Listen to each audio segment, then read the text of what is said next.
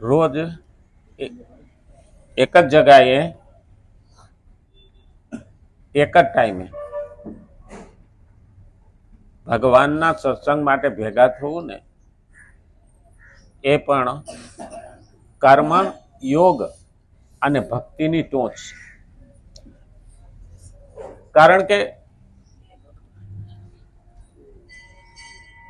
જ્ઞાન વિના કર્મ નથી થતું, કર્મયોગ નથી થતો, અને કર્મયોગ અને જ્ઞાન વિના ભક્તિ નથી થતી.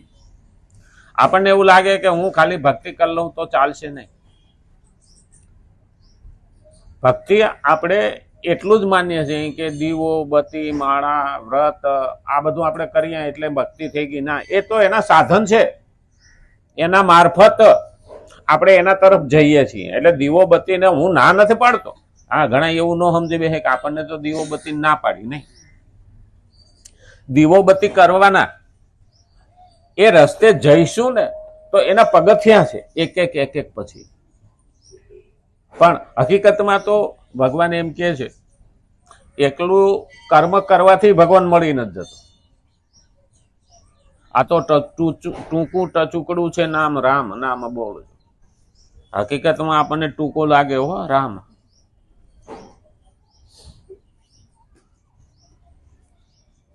રામનું નામ તો એવું કીધું છે રામ રક્ષા સ્તોત્રની અંદર, સહસ્ત્ર નામ તતુલ્ય રામ નામ વરાનને.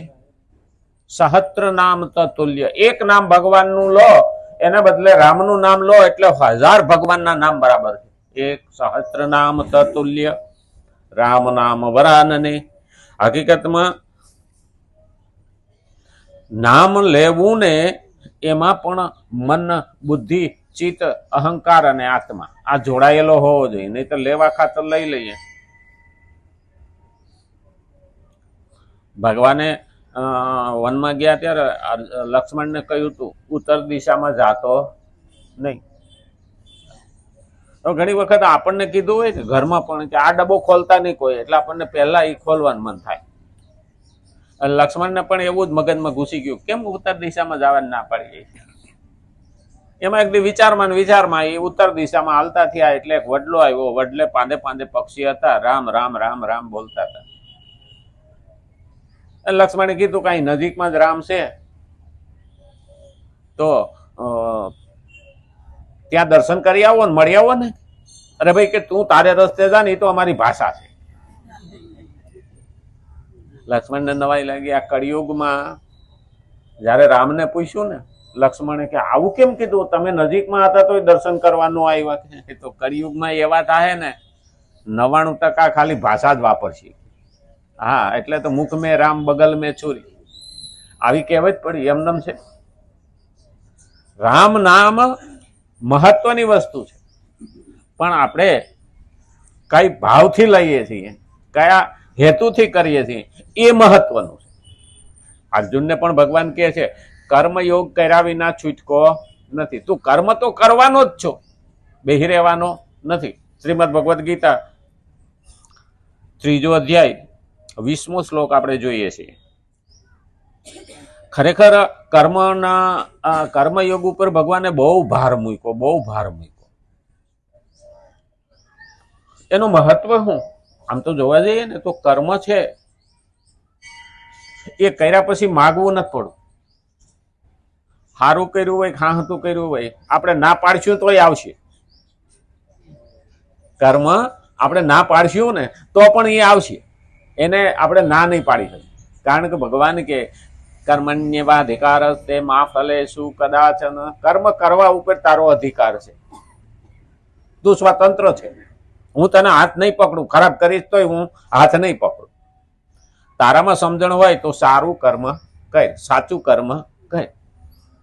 અમુક કર્મો એવા હોય, હવે ભાઈ ખેતરમાં ઘઉં વાવીએ તો 4 મહિના તો લાગે ફળ આવતા. ઘણા કર્મો એવા હોય કે એ કર્યા પછી તાત્કાલિક ફળ આવતા નથી. અમુક આંબા જેવા હોય, મોડા આવે, અને અમુક મેથી જેવા હોય, તરત આવે. હા, અમુક તો અગ્નિમાં હાથ નાખો તો હળગી જાય, બળી જાય, દાજી જાય. એવા કર્મો હોય તરત ફળ આવે. આપણે ઘણી વખત કઈ મારો બેટો આટલું બધું ખરાબ કરે છે તોય હજી જલસા કરે છે. અલા ભાઈ, હજી એને વારો બાકી છે. અને અમુક કર્મ તો સંચિત એવા હોય ને કે પોટલું ભેગું આવે. માણસ એમ કેતો હોય કે ભાઈ ખાલી હાથે બંધ મુઠ્ઠી આવ્યો તો ને ખાલી હાથે જવા ના. ભાઈ, એ પાપનું પોટલું પુણ્યનું પડીકું ભેગું જ આવવાનું. હા, 15મો અધ્યાય 8મો શ્લોક ભગવાને કીધું તું વાયુર્ગંધાની નિવાસયત શરીરમ યદવાપનોતિ. આ તો શરીરમાંથી આત્મા જાય ને તે સત્કર્મ ને દુષ્કર્મ સાથે લઈને જાય છે. અને વાયુ અહીંથી પસાર થાય ને તો ગંધ અને દુર્ગંધ ને સુગંધ બધું લેતો જાય. તો આપણે એવું માનતા હોઈએ કે હું કર્મ કરું છું, એ ક્યાં કોઈને ખબર છે? ભગવાન કે બધી મને ખબર છે. અને એટલે જ કર્મયોગ ઉપર ભગવાને ભાર મૂક્યો છે. 3જો અધ્યાય ભગવાને કર્મયોગ કયો છે. કર્મોથી નાશવાન વસ્તુ સંસારની પ્રાપ્તિ થાય છે. આપણે કર્મ કરીએ ને તો નાશવાન વસ્તુ પ્રાપ્ત થાય. એમાં રૂપિયા આવ્યા, બંગલો આવ્યો, ગાડી આવી, ખેતર આવ્યા, જમીન આવ્યા, આ આવ્યું, તે આવ્યું, બધી વસ્તુ કર્મોથી પ્રાપ્ત થાય એટલે મળે. પણ નાશવાન છે, એ ગમે ત્યારે ખતમ થવાની છે. તો નાશવાન વસ્તુ પ્રાપ્ત થાય કર્મોથી.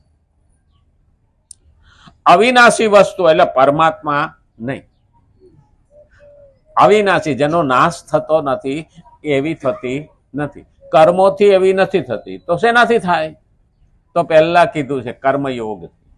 તો કર્મયોગ કોને કહેવાય? તો એના માટે જ્ઞાન લેવું પડે. જ્ઞાન લીધા વિના કર્મયોગ ખબર પડતી નથી. હા, ઘણી વખત આપણે પકડીને બેઠા હોઈએ ને, એ આપણને ખબર નથી કે આ કર્મયોગ છે કે નથી. પકડીને બેઠા હોઈએ ત્યાં સુધી આપણને ખબર નથી. જેમ તુલસીદાસે દોયડું સમજીને ચડી ગયા પણ હકીકતમાં નાગ હતો. એ તો ઘરવાળીએ હવાર બતાવ્યું તો ખબર પડી કે તમે જેને દોયડું સમજ્યું છે એ તો નાગ છે. બાપાડાના રામ રમી ગયા કે આવો વજન આવે આમ લટકી રહ્યો તો. અને જેને તમે ત્રાપો સમજો છે એ તો મળદું હતું.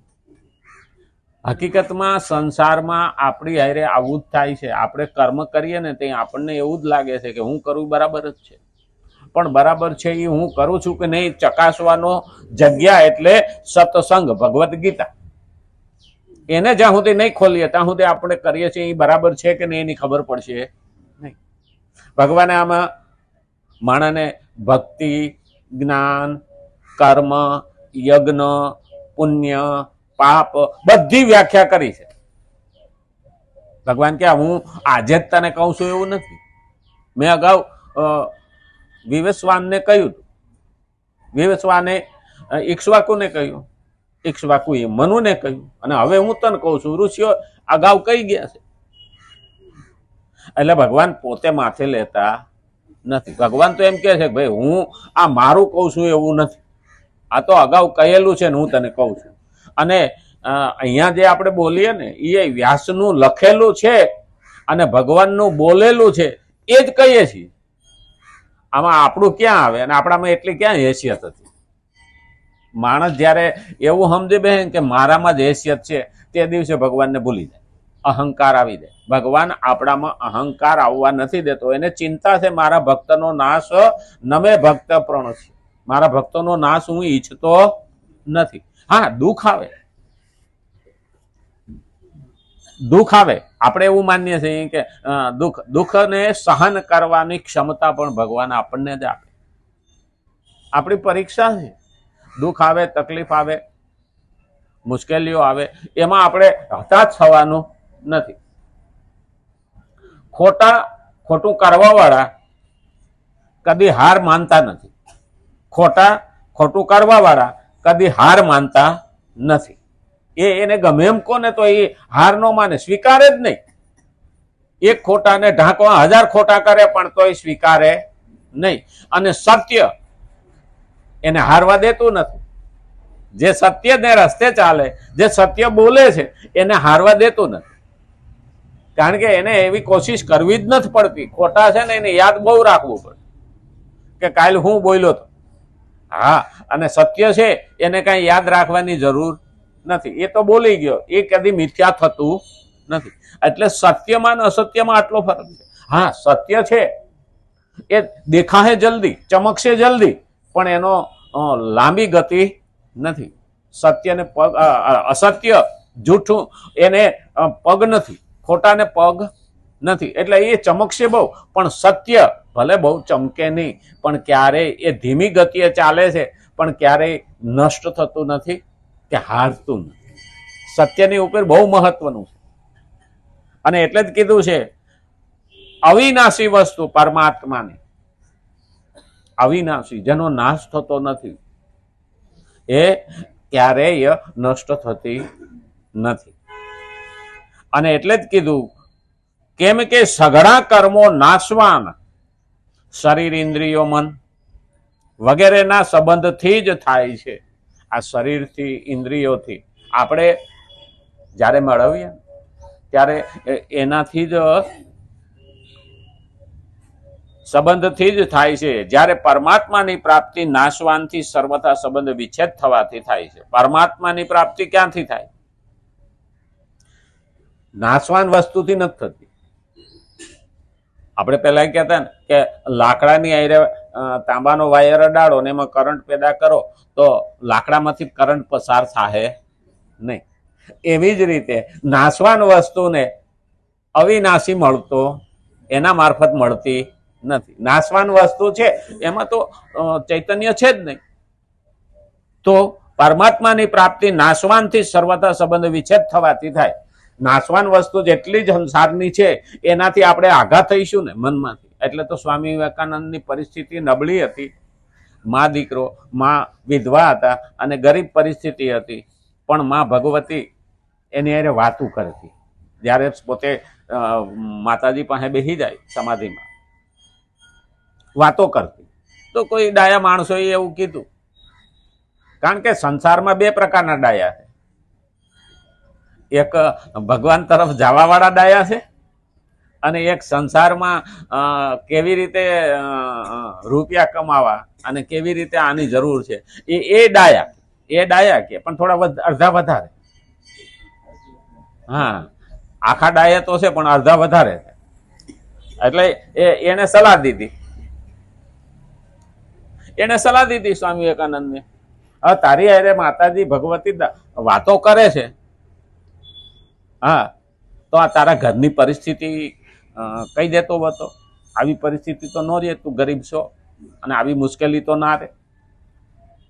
સ્વામી વિવેકાનંદે બહુ સરસ જવાબ આપ્યો હતો કે માં ભગવતી પાસે હોવ ને ત્યાં ઘર યાદ નથી આવતું, અને ઘરમાં હોવ ને ત્યાં માં ભગવતી હોતી નથી. હવે આનાથી હિસાબ કરી લો.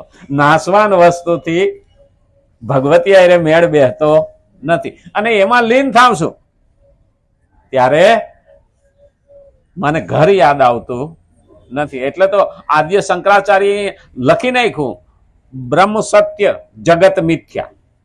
તો ઘણા એવું કે છે કે શંકરાચાર્ય આવું કેમ લખે કે જગત તો ભગવાને નિર્માણ કરેલું, તો મિથ્યા કેમ કીધું? અરે જગતને ભૂલીશ ત્યારે બ્રહ્મમાં લીન થઈશ. બેયમાં તો થાય, એક હારે થાય નહીં. જગતને ભૂલવું પડે, કારણ કે આપણે ઘરને ભૂલ્યા તો અહીં બેઠા છીએ, અને અહીંયા બેઠા હોય મનમાં ઘર ભરી રાખ્યું હોય તો સાંભળવું યોગ્ય ખરું? હા, અને ઘેરે હોય અને મન અહીંયા આવતું રહે ને તો ભગવાન એમ કે છે કે મેં તારી હાજરી પૂરી લીધી. જો આપણી દિશા કેવી થાય, 9:30 થાય ને એટલે ગામડે ગયા હોય ને તો આપણું મન અહીંયા આવતું. આવું થયું. આપણે દેહ તો ત્યાં છે, નાશવાન વસ્તુ ત્યાં છે, પણ મન અહીંયા આવતું. એટલે તો ભગવાને કીધું સંસારમાં સરતો રે મન મારી પાંચ. સંસારમાં સરતો રે. ભગવાને આગળ બહુ કીધું છે, મૈયા વેશ્ય મનોયમાં મન મના ભવ. એટલે મન મને તું આપી દે, પછી મારામાં થઈ જા લીન. પછી મનો, હા, મૈયા વેશ્ય મનોયમાં, મારા રૂપમાં મારા નિયમ પ્રમાણે તારા મનને ઢાળી દે. અને મન હોય તો માળવે જવાય. મન નરકમાં પણ લઈ જાય અને મન સ્વર્ગમાં પણ લઈ જાય. તાકાત બધી મનની છે.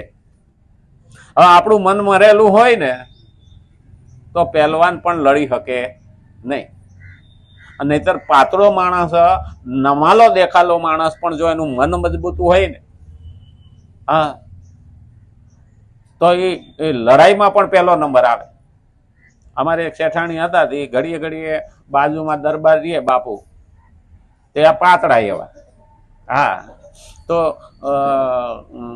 ઘડીએ ઘડીએ મેણો મારે કે અમારે શેઠ કેવા તગડા, અને તમે માઈ કાંગલા, તમારા ઘરવાળા કે માઈ કાંગલા, ઓલા હા ભાઈ દરબારની ઘરવાળીને રોજ મેણા મારે ઓલી શેઠાણી.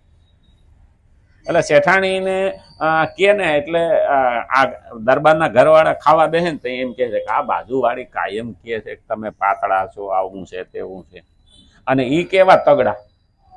હા, હવે શેઠને બેઠા બેઠા ખાવાનું, મહેનત કાંઈ છે નહીં, ઈ કેવા તગડા. એમાં એક દી લડાઈનો બુંગીઓ વાગ્યો, ઢોલ ઢબુકા, અને બાપુ ઘોડું લઈને ઉપડ્યા, હાથમાં તલવાર ને ઢાલ ને લઈને. ત્યાં ઘરવાળી યાદ કરાવી, હું કા બાજુવાળા શેઠનું કઈ કરતા જાવ ને. હા, એટલે કે હારું લાય, એ ઘોડેથી હેઠા ઉતર્યા, ફળિયામાં ઓલી કોશ પડી, એ કોશ લઈને શેઠને આંટી મારી દીધી ડોકમાં, અને પછી લડવા વહી ગયા. હવે શેઠ મુજાઈ ગયા કે આ ડેરો બાંધી દીધો આની. શેઠાણી કે મારા ઘરવાળાનું હું કે આની તો કોઈશ ની આંટી મારી, કોઈશ કેવી જાડી હોય, આમ ડોકમાં પહેરાવીને આંટી મારી દીધી કે આ પાતળો હતો. હા, પણ એનું મનમાં શું હતું? જનૂન. હા, એ સમયે શું હતું? જનૂન. ઓલા લુવાર પાસે ગયા ને, લુવાર ક્યાં તપાવ્યા વિના કોઈશ નીકળે નહીં. ઓલી હા શેઠાણી કે મારું ઘરવાળાને ડોક બળી જાય તપાવો તો, એ કે આને કાપવી કેમ? તો ડોક કપાઈ જાય. કે એ તો હવે તો કઈ દરબારને જ પૂછવું પડશે, બાપુને જ પૂછવું પડશે. હા, બાપુ લડાઈમાંથી આવ્યા, માંથી આવ્યા, અને બધા ફૂલહાર કર્યા, એટલે ઓલી શેઠાણી પગે પડી ગઈ. હવે કોઈ દી કે પાતળા છો એવું નહીં કહું, આ તગડાનું કાઢો. બાપુએ કીધું ફરી પાછો લડાઈનો બુંગીઓ વાગે તે દી વાત કે ત્યાં સુધી પહેરી રાખો. એટલે યાદ રાખવાનું, જેનું મન મજબૂત છે ને